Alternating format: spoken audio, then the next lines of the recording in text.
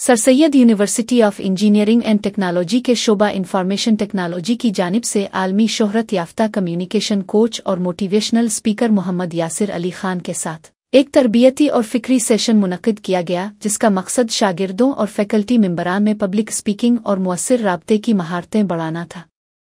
यासिर अली खान, जिन्हें Apple, Google और दीगर बैन अल-अक़वामी इदारों ने मुस्तनद स्पीकिंग कोच के तौर पर तस्लीम किया है, सोशल मीडिया पर 5 मिलियन से ज़्यादा फॉलोवर्स रखते हैं और अब तक 20,000 से ज़ायद अफराद को पब्लिक स्पीकिंग की तरबियत दे चुके हैं।